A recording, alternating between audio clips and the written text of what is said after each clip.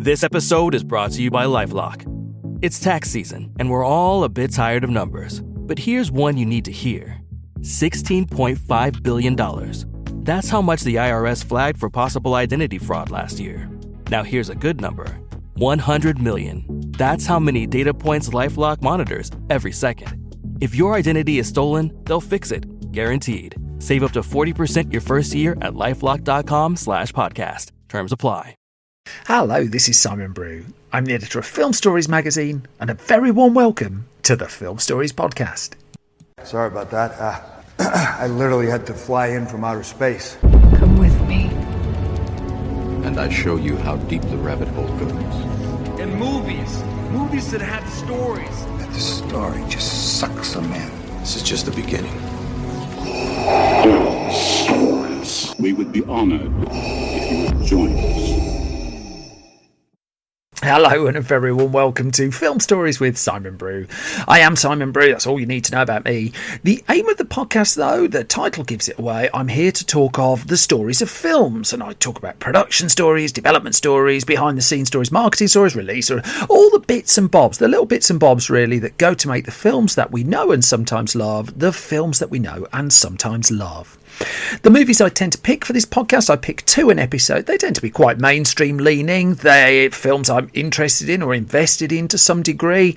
I'm not really interested in just punching down on movies or just being particularly snarky about them. Instead, I just think it's a bit of a triumph and a half just to get a film made in the first place. And this podcast really is a celebration of that. It's enough waffle though. I'm going to crack on with the first of the 2 films I'm going to talk about in this podcast. I'm taking you back to 1999. Here's a clip from the trailer. There is an ancient legend of a place known as the City of the Dead. We call it the doorway to hell. Where the earliest pharaohs were said to have hidden the wealth of Egypt.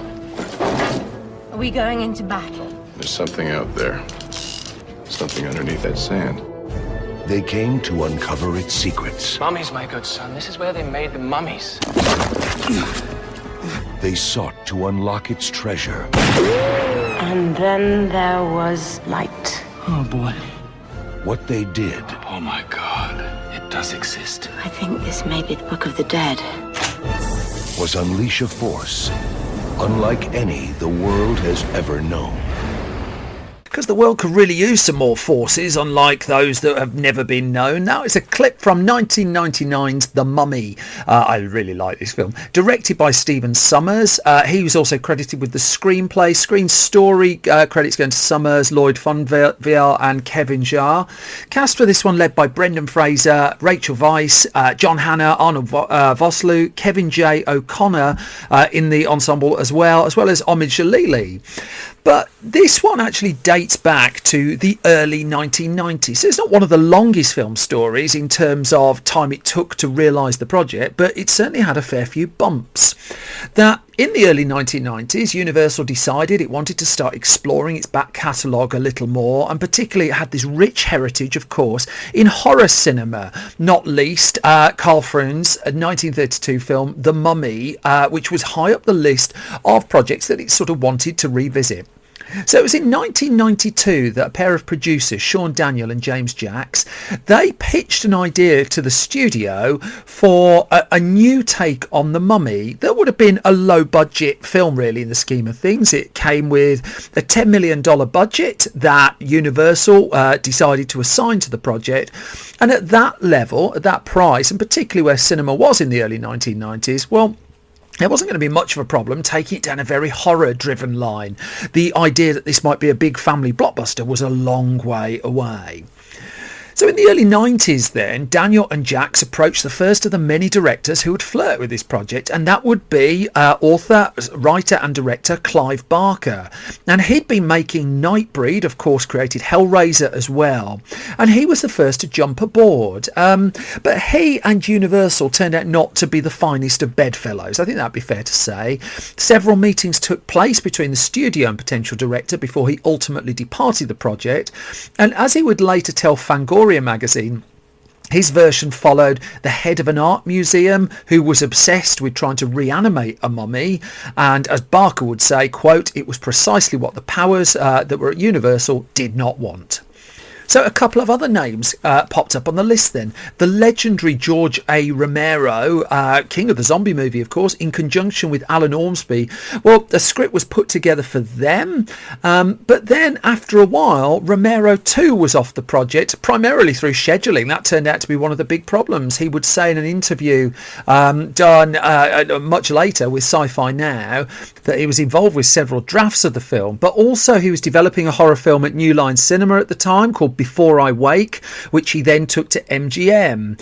And it was because of his commitment to that film that he couldn't do The Mummy, that he had a contract with MGM. It had 12 days left on it, as he said, and the studio there said, we are definitely making Before I Wake. Now, as it happened, Before I Wake wouldn't be realised until 2006, off the top of my head, with Mike Flanagan directing instead. But with Universal keen to press ahead with The Mummy and Romero now not able to fit its schedule, he was off the project. Thus, undeterred, we go back to the producers, Sean Daniel and James Jacks, and they then brought Joe Dante onto the project. We had John Sayles, who was working on a screenplay, and Dante wanted the unusual choice of Daniel Day-Lewis to star in the movie. Now, all the while all these developments were taking place and more personnel were coming aboard, the budget was creeping up, the clock was ticking. Dante also wanted Christopher Lee, but the idea at that stage was to move the film into the modern day. And I'm indebted to the website One Room with a View for the tidbit that Steven Spielberg was actually instrumental in changing Dante's mind and leading him to walk away from The Mummy. That the story goes that Spielberg and Dante visited the set of Casper, which Amblin Entertainment, Spielberg's Amblin Entertainment, was making.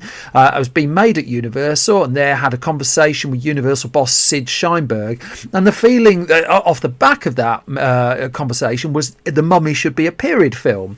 And so ultimately Joe Dante elected not to make it. Next, there's Mick Garris. He was then toying with it, known for directing several Stephen King adaptations, of course. Then there was Wes Craven. He was apparently offered The Mummy and turned it down. According to the Los Angeles Times, Kevin Jarre and Lloyd Fonville came up with what was, quote, a very serious, very dark version set in the 20s, which was written with no particular director in mind. But it's interesting that those are amongst the writers who actually get screen credit. So presumably what they came up with had some degree of influence over the way that the project went. Now, while all this was going on, a young writer-director by the name of Stephen Sommers, well, he was in the midst of making a film called Deep Rising. You might have heard of it. And Deep Rising would turn into a success, and also it's one of those films that's had a bit of a life to it since as well. Now, when Sommers was a huge fan of the Mummy movies, and when he heard that the producers had lost their director again, he got in touch, and he pitched an idea for the Mummy that crossed a bit of Jason of the Argonauts, put in a bit of period romance, and had an Indiana Jones flavour to it. Now, he pitched this idea in the middle of 1997. He hadn't finished Deep Rising yet. That would come out the year after. And Universal was instantly interested. So much so that Sommers was encouraged to go on and write a script, and he bashed out his first draft of The Mummy in 6 weeks.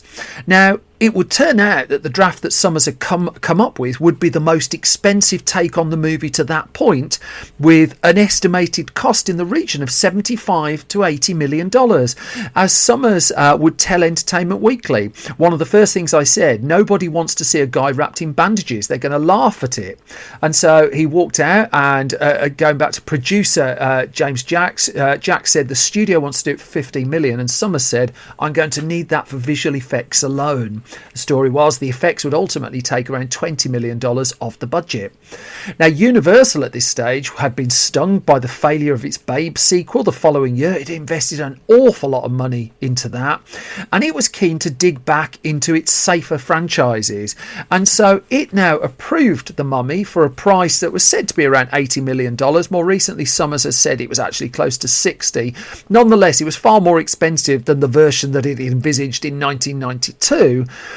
But at the point the green light was given, there was only under 2 years to get this film made, and it was going to be a heck of a roller coaster to get it done. Now, Sommers then, it came to the point of casting. So Sommers gave the script to his regular editor and producing partner, Bog Duxay, and it's he we have to thank for suggesting Brendan Fraser for the lead role in the movie. Now, Fraser had built up box office cachet at this point. George of the Jungle, which I've covered before, I really enjoyed George of the Jungle. That had been a surprise big hit. And the script got to Fraser and he read it, liked it, and it was the point of his career where he was seen as a bankable star on the way up. He would fit the budget for the kind of movie that Universal was envisaging here. So he signed up. And then for the role of Evelyn, Universal at first wanted an American actor. It was kept suggesting a series of names for the film, but Rachel Weisz, who was then pretty much an unknown, she kept auditioning. In the end, she auditioned for The Mummy 4 or 5 times, and what Universal and Stephen Sommers were swung on in the end was the clear chemistry between Brendan Fraser and Rachel Weisz, and thus she got the role. It was John Hannah's agent who contacted Universal to suggest him for a part in the film. Hannah had sprung to movie prominence in 4 Weddings and a Funeral, and then he'd just completed work on Sliding Doors, and there was a feeling that Sliding Doors was going to be a successful movie. And so he was pitched to the studio. He met with Sommers, and Sommers liked him and signed him up. And then Ahmed Jalili went in for an audition for the role of Warden Guard Hassan, and he was told that the role was a serious one. But as Jalili told Entertainment Weekly, the only way I can do this without being lynched by my own people is to make it slightly humorous. And so that's how he approached his audition, and that's how he approached trying to land the role. And then someone said to him, "What are you doing between April and September? Because we've seen 65 people for this role, and I think he wants you." The last part of the jigsaw was completed by Arnold Vosloo, who would take on the title role really in the movie, and it was then full steam ahead for a shoot that would ultimately begin in May of 1998. It would not be an easy shoot. In fact, it would last around 4 months. It'd be a very physically taxing production, but also there's some heavy demands on the CG work as well. That the film would go from Morocco to the Sahara Desert to the UK, where it's shot at Shepperton Studios. So it was a primarily British crew working with a young American director who'd never helmed a film of this size before. And as Sommers said, everyone was like, "Who is this guy?" There were precautions that were being taken. Producer Jim Jacks apparently told Brendan Fraser that he'd taken out a $1 million kidnapping insurance policy on his leading man. When they were shooting in Morocco and they're shooting in the desert as well, there were sandstorms that were throwing equipment everywhere. There were snakes and scorpions that warnings had to be sent to the cast and crew so that they could identify the creatures that were in the environment in which they were filming. Nonetheless, Sommers wanted to film this out in the desert. He felt that would make the film look very big for a start, and I think he's right on that one. He also liked the idea that there are no cell phones, there's no rushing to get home for dinner. Everyone would just work hard because everyone wants out of the desert as quickly as possible. That he said at the start of the desert-based part of the shoot, we're going to be here for 6 weeks, and the crew apparently looked at him with some degree of disbelief given the amount of material they had to get through, but they got out of there in 6 weeks.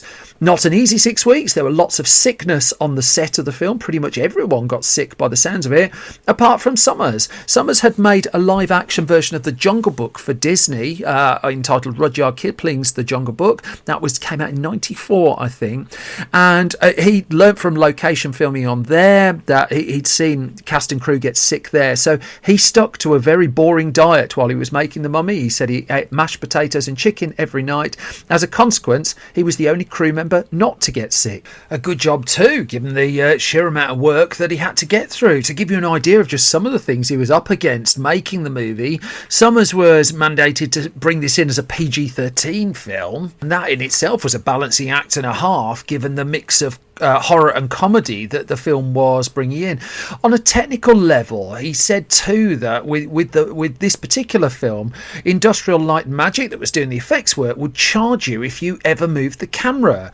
That they would say something like, there's 80 CG shots, and for 20 of them they're allowed to move the camera, and that's it. They used a motion capture camera that was said to be roughly the size of a fridge, such as where technology was in the late 1990s.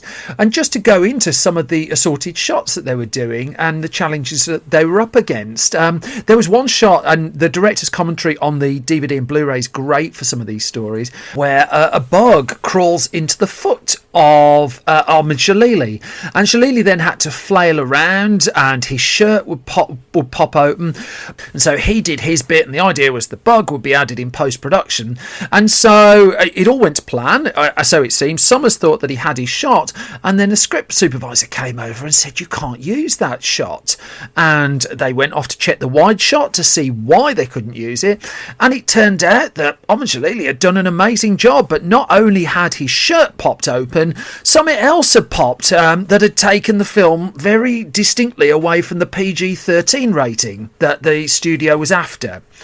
So then they did a second take, and the same thing happened again. And so then they suggested taping down the thing that had made it into an R-rated movie, and out it popped again. It took 4 takes to contain Ahmed Shalili within his lower garments. That is not something you'll find in the deleted scenes either.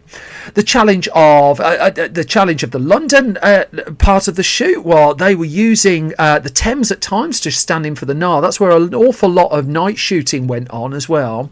But then also look at the opening shot of The Mummy, and that alone cost around $200 million, and most of the 2-year production time to put together. $200,000, crikey, that would have been a film.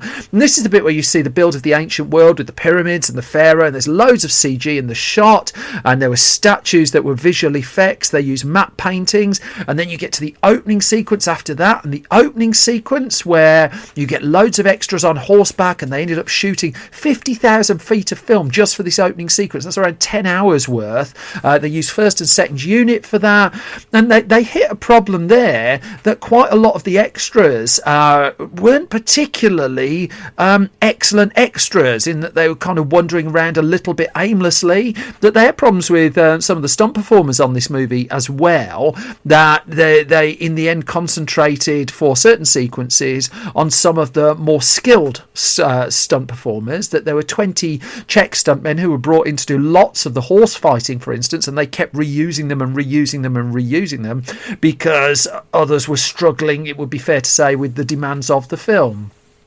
Then there was the moment that Brendan Fraser nearly died, and I'm very glad that he didn't. There's a hanging scene in the movie where Summers wanted it to be authentic, and Fraser was really pushing himself, and so Fraser wanted the noose around his neck tightened more to make it look like he was choking, and then he fell over, and the people on set thought at first he was joking, but no, he'd blanked out. He'd denied his airways sufficient oxygen, as it turned out, but thankfully he was well in the end. But right throughout the production, while all this was going on, Summers was having to storyboard and keep storyboarding, building up to some very expensive shots towards the back end of the film. There's particularly complex final scenes in the movie, and Summers would get up early on weekends throughout the production to keep working at those storyboards, to keep plotting those sequences, and his work ultimately would be rewarded in doing so. That the final sequences in the film, the final big action sequence in the film, involves an awful lot of CG characters, an awful lot of human beings as well. And it's a point where CG was, I mean, it's worth reiterating this, was nowhere near the levels that it was at today. That there are things you could do with a computer, that much was clear, but getting a computer to do lots of things at the same time, that was a lot trickier. If you go back to, I don't know, Jurassic Park, 6 years beforehand, the actual amount of computer work you see on screen is actually, it doesn't take up an awful lot of screen time. What The Mummy was trying to do was an awful lot, and to keep the budget under $80 million. When the shoot then wrapped up in the autumn of 1998, there was still an awful lot of post-production work to do here. And they were changing things as well as the edit was coming together. So, for instance, the ending of the film was changed in post-production. That originally they had, going as spoiler light as possible, Arnold Vosloo going basically down into a bog, not as in a toilet, as in a bog. And it, as Summers would say, it was like a guy heading into a dirty jacuzzi. noisy, so they decided to add some digital effects to that in post-production. But the problem here, go back to that plotting point I was saying with ILM and needing to determine what shots were needed. The live action footage hadn't been shot with the intention that it would be blended with digital work as well, and as a consequence, mapping the digital effects to that live action footage proved to be hugely complex. Universal was keeping one eye on the budget as well, that it was pushing at one stage to cut some of the soldier mummies out of the end sequence of the movie because of cost, and Summers and his team dug in on that. It took an awful lot of motion capture work to bring those to the screen. In the end, they would use, I think it's around 160 CG shots ultimately in the end, so more than that original ILM quote, but only one of them ultimately wasn't used. That they were very conscious of what they were spending their money on. Some of those shots took an awful long time to put together as well. That there's a sequence in the film with Arnold Vosloo as the mummy with his skin shredded, and that took 9 months just to realise that sequence. And it involved Arnold Vosloo walking in with LED lights on his cheeks and chewing, and then an awful lot of digital work that then had to be added to that to make it look as authentic as it did in the final cut of the film. And there was real pressure to cut that scene as well. That, as Summers says in the director's commentary, for 9 months it was a man on wires and blue screen, and whenever the studio saw it, they were pushing to cut it to try and just keep the budget trim. It was only when the shot was complete that it was clear the effectiveness of it. Universal was certainly having input as well. Stacey Snider, who's heading up Universal, who'd had a bumpy time, and I'm going to come to that just very shortly. She made a suggestion early on about cutting a sequence about exactly who was in cahoots with the bad guys in the movie. She liked the idea of keeping the mystery and the twist of the film intact and under wraps for as long as possible, and she was getting involved in the movie to that level. Not massively unusual for a studio head when it came to a huge summer blockbuster. And in that particular instance, it was clear that her idea was right as well, and they went along with that one. But also there was the problem that Universal was facing about where the studio was, even as The Mummy was heading towards its release date. That Universal had not had a good run of movies. I mentioned Babe, Pig in the City, the Babe sequel, just earlier. That had cost an enormous amount of money. It come out the Christmas before. Its box office returns were about $20 million, far below the first film. But also it was the fact that it was a film that caused children an awful lot of upset. I sat in a screening of that film. I went to see it when it came out, and there were children crying in it, and I don't think they would have been booking a return ticket. But also other Universal films had struggled. There was the film Virus, directed by John Bruno. Remember that one? Primary Colours was headlined by John Travolta and Emma Thompson. That hadn't clicked at the box office. Meet Joe Black, starring Brad Pitt and Anthony Hopkins. That went on for 3 hours and felt like it went on for 3 hours, and that didn't click at the box office. The Psycho remake wasn't the most expensive of films, but that had brought the studio in for some degree of ridicule as well. Even a smart film like Ed TV, that was hit by bad luck when The Truman Show came out and stole most of its thunder. Now, Universal had a breakthrough with the film Patch Adams, starring Robin Williams, and also in the summer that it had The Mummy lined up, Notting Hill was coming as well, but it wasn't to know at that point just what a big hit Notting Hill would be, and so it was banking heavily on The Mummy. But also, how do you sell a Mummy film to a family audience? That was a real challenge that the studio was facing, because do you sell it as a Universal horror film? Do you sell it as a comedy? And the answer was no. Ultimately, what you do is you tap into that original Indiana Jones style pitch that Stephen Sommers came up with that got the film off the ground. And what changed the conversation really around The Mummy was the first promo trailer that it put out, and it put a 30-second promotion out in the ad break of that year's Super Bowl. And after that, after the early research of the film had been that no one really wanted to see a Mummy film. The research, once that clip had hit, loads of people wanted to see a Mummy film, and all of a sudden Universal was going into the summer with a degree more confidence, and it really ramped up the marketing to get across the comedic edge of the movie as well. That even though it was going into the summer of Star Wars Episode 1, The Phantom Menace, and that was a film that loads of people were giving a completely wide berth to, there was a feeling that this Mummy movie could actually now do, a $20 million opening weekend, and that would have been a result for Universal. But as it happened, the result was even better than that. The film came out on May the 7th, 1999, with its PG-13 rating, and it opened to good reviews as well. But it opened, more importantly to Universal, to stellar box office. A $43 million opening weekend in the US knocked Entrapment, starring Sean Connery and Catherine Zeta-Jones, off the top of the box office chart. Other films that were around, The Matrix had been around for a couple of weeks at that point. Life had given Universal a hit earlier in the summer. Really good film, that. Eddie Murphy and Martin Lawrence. Election, Never Been Kissed, Analyze This. Those were the kind of films that were about. And in came The Mummy, and The Mummy did really, really strong business. Ultimately, in the US, it would do $155 million. It would add overseas $260 million for a worldwide take of $415 million. And Universal had a hit on its hands, and a very, very welcome hit at that. In fact, more to the point, it had a franchise on its hands. It moved very, very quickly with 2001's The Mummy Returns. It moved less quickly with 2008's The Mummy, Tomb of the Dragon Emperor. And then, of course, it rebooted the whole thing for 2017's infamous Dark Universe starter and ender, The Mummy starring Tom Cruise. But those are stories very much for another time. For the purposes of this episode, 1999's The Mummy. I've rewatched it building up to this podcast. I've got to tell you, it still stands up. And Brendan Fraser, what a movie star. Which brings me to the halfway point of the latest episode of Film Stories. The new issue of Film Stories magazine is just about to ship as I'm recording this episode. You can order a copy and find details at store.filmstories.co.uk. I'm working as well on the new issue of Film Stories Junior magazine. I'll have more information on that shortly. If you like this podcast, I'm an independent publisher of everything. It's just one person in a room. I'd hate to I hate to shatter the glamorous illusion of my life. But I rely on your word of mouth. I've got this far because of your word of mouth, and I hugely appreciate it. If you do like this podcast, please do subscribe at your podcast repository of choice, and ideally leave a hugely positive review as well. And it's those things that are helping getting the word out about Film Stories and the assorted things that I'm trying to do.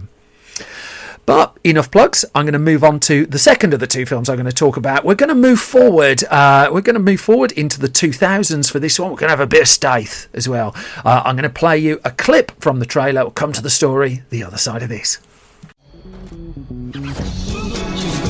I've got a proposition for you, Terry. A bank.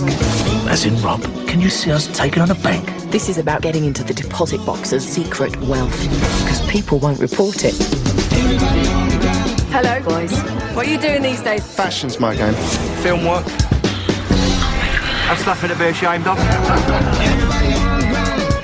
We're not bank robbers. Maybe that's why we could get away with it. So what's the verdict? We're bloody going for it.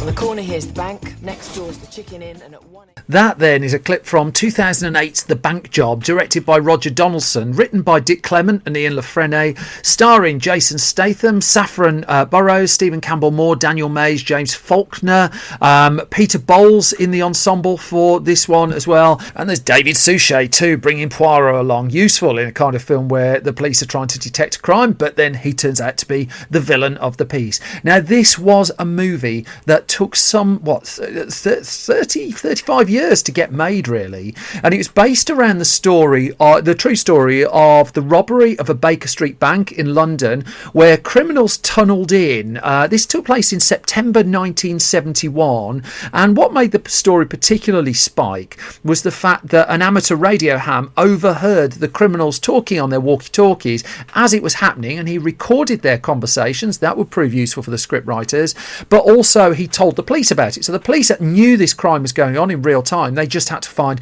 the bank it was taking place in.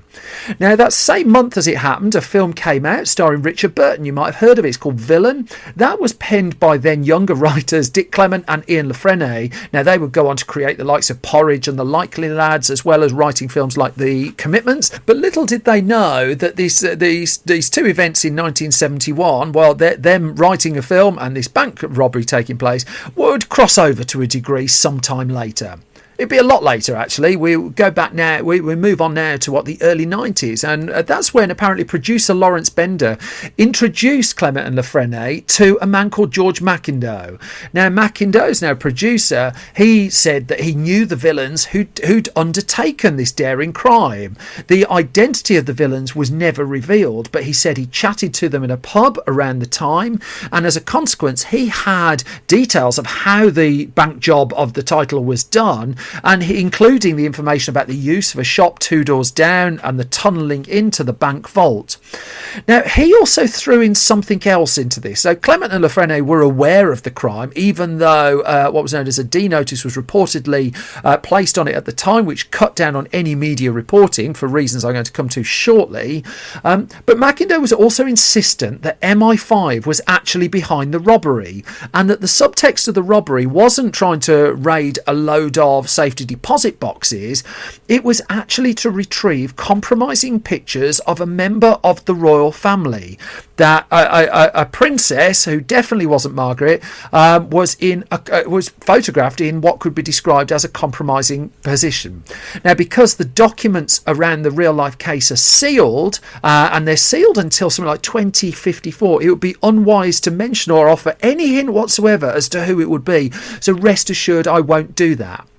Also in the mix of the story was a man called Michael X and a woman called Norma Levy, who ran a brothel at the time in the 1970s. And there are all these ingredients in the story that McIndoe was telling, and the writers were enthralled.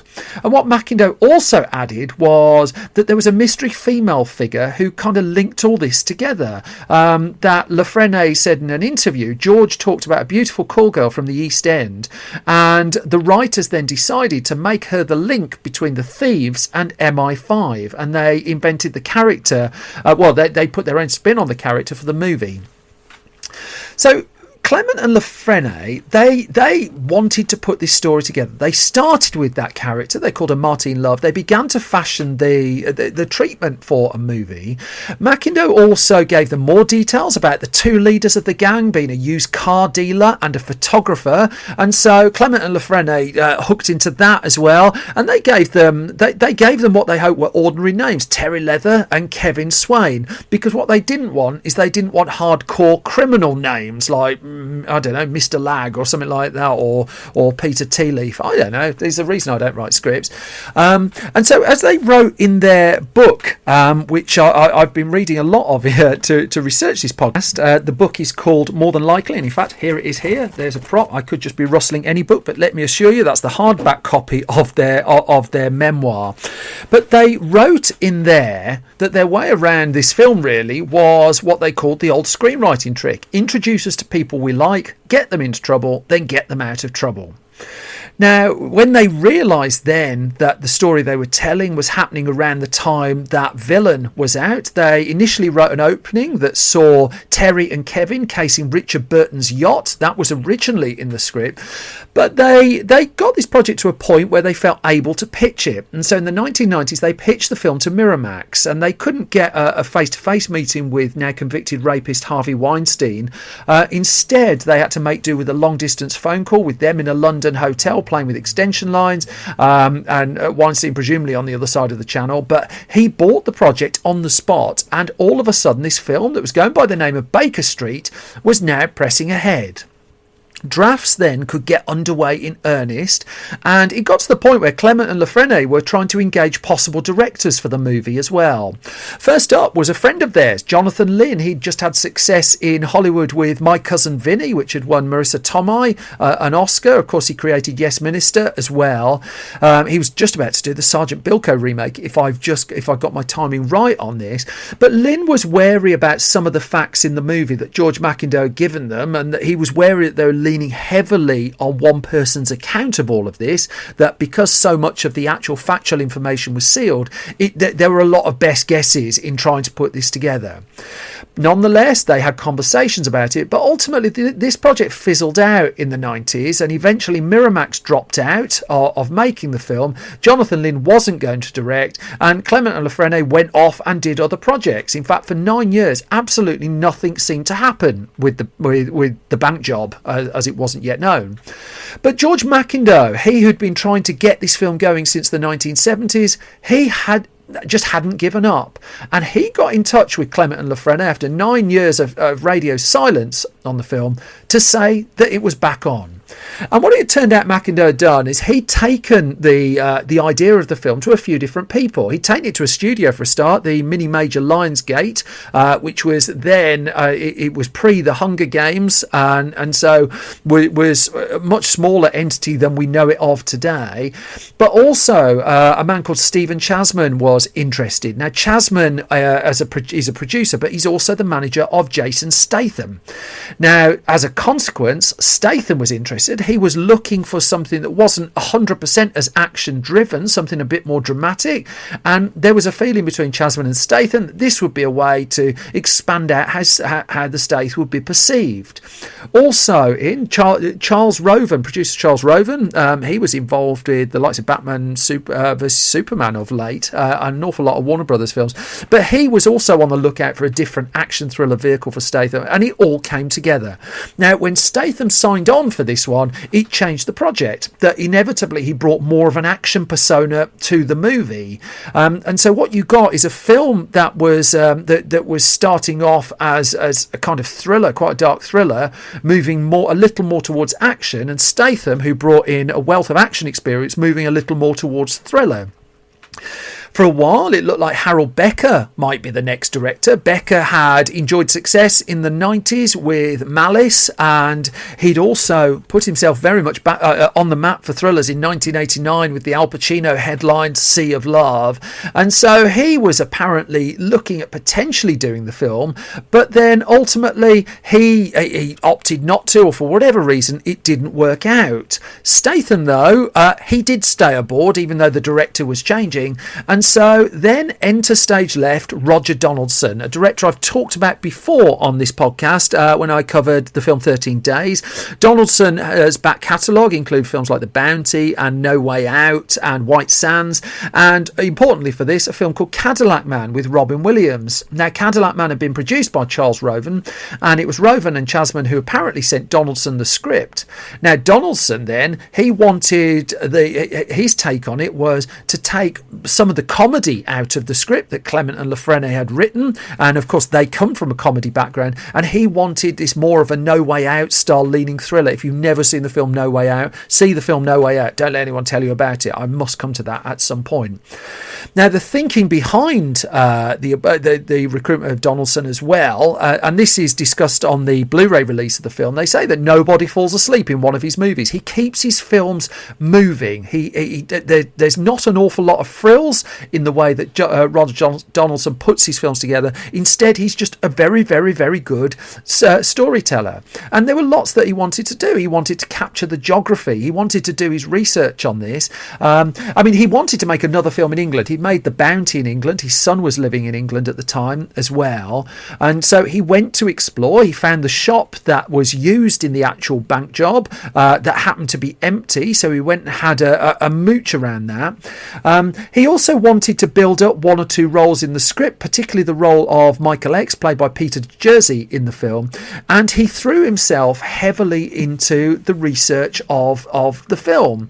That I've chatted to Roger Donaldson in the past, and he says he loves the research. He loved it with his historical films in particular, and so he chatted to the ham radio operator. He found one of the bank robbers. He talked to an MI5 operative, and what he found through doing that was 30 years after the robbery had actually taken place, there was still an awful lot of people who were pretty much refusing to talk about it, especially when they heard it was being made into a film, because there was a fear that this was going to be a police corruption movie, and that really wasn't the kind of film that some of the people that he was chatting to wanted to get involved with. There was still the issue of the fact there was a big media blackout on what had actually happened in the bank job of the title. With Donaldson interested, George Mackindow then got back in touch with Dick Clement and Ian La Frenais, and he said this film is on. Lionsgate was making it. Donaldson wanted to do it. It wasn't called Baker Street anymore. It was now going to be called The Bank Job. And at first, Clement and La Frenais were like a little bit cautious of it, but it turned out Mackindow was on the money. This time, the movie was happening. It was going to cost around $20 million to make, but this was pressing ahead. So they had to get back to work on the script, and with Donaldson's input, they revised the script, and they were still having to fill in gaps with best guesses. That there was still quite a lot, even after all the research that had been done, there was still quite a lot of factual things that they couldn't know for certain. But they put together what they felt was a compelling screenplay, and it was full steam ahead. Now, in terms of the casting of the film, that Statham was already on board was music to Roger Donaldson's ears, really. That Donaldson, I only interviewed him a year or two ago, and he talked then about how on the money Jason Statham was for the lead role in that film, digging into his background as a barrow boy in London and how he saw him as a kind of English Steve McQueen. The film itself was of course going to be an ensemble. Now, the real life Bank Job had around 10 robbers involved in it, and they brought that down for the purposes of the film. So they took a couple of liberties there. But pulling the cast together, once they decided this was going to film in London, that drew together a British cast for a very British story. Now, it's worth noting there was some talk at one point about shooting this in Melbourne on the other side of the planet, but they decided this needed to be a London story, and it needed to be set and filmed in around London.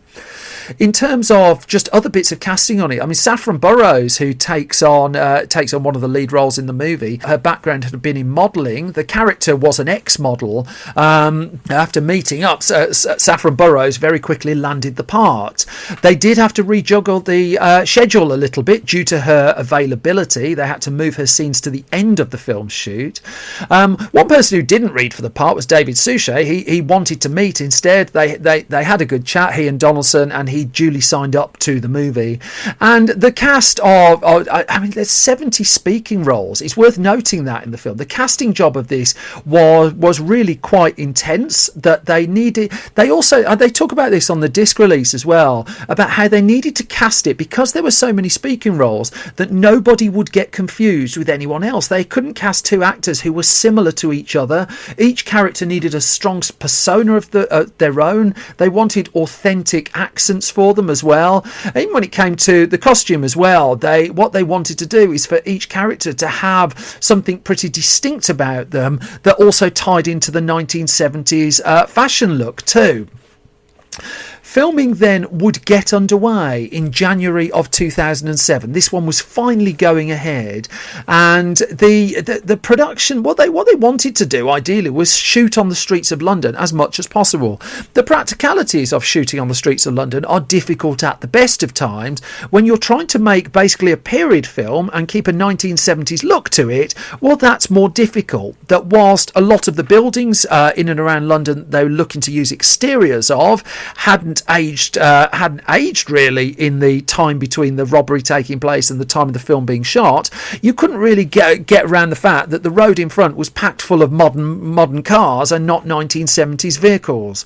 So they had to play a bit savvy with this one. That they did some location shooting, but there's an awful lot of knitting together certain shots. So at one point they go into the shop, for instance, where the tunnelling is taking place, and so you go from the set that they built, then they go down the stairs, and then what do you know, you're over in the studio where they built separate sets for that. And I know this is fairly commonplace in a film like that, but the pace that Donaldson moves this and the pace that Donaldson edits it, Donaldson and his team edit it, it's surprisingly fluid, and it's very, very difficult to see the joins. I can't honestly say I sat there and looked for them.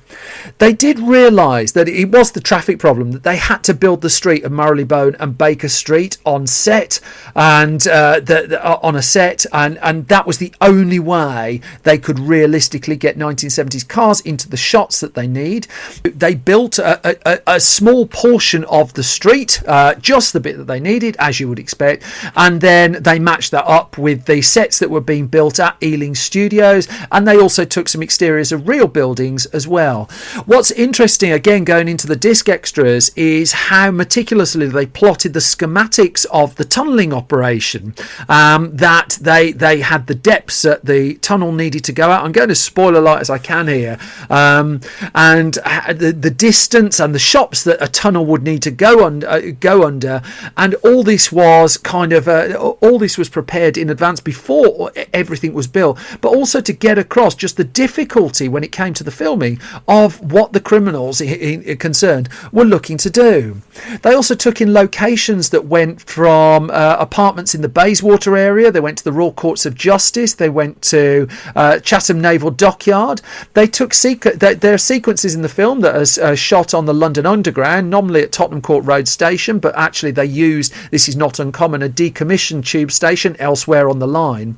Perhaps the trickiest thing that they did, and the most ambitious location-wise that they did, was they shot at Paddington Station in London. And Paddington Station, if you've never had the pleasure, is an incredibly busy station. What they needed to do was to bring in a 1971 train and the carriages, and no company had ever been able to bring a train into the station for film work before, so they were doing a bit of groundbreaking here, and they shot these sequences. Again, there's behind the scenes footage on the disc of just how much bustle there was around as they were shooting these sequences, and they brought this train in at a very busy time on the station, got what they needed in the can, but by the looks of it, pretty much only just. But one thing that really worked in the bank job's favour was a decision Donaldson had taken very early on, that he wanted this to be able to really accommodate nimble and quick filming. And so this was one of the first films of its ilk to shoot on HD cameras, to shoot on digital rather than film. And this was very much at the infancy of digital filmmaking as well. But what they found themselves up against was just some of the details that a HD camera would pick up that a film camera wasn't. And it caused problems for the people making the wigs, for instance. That what they discovered is the traditional lace, wig lace that's used in wigs on characters in movies, the lace was showing up on the digital camera. So they had to kind of double down just to get the authenticity right and hide the strings, for want of a better way of putting it.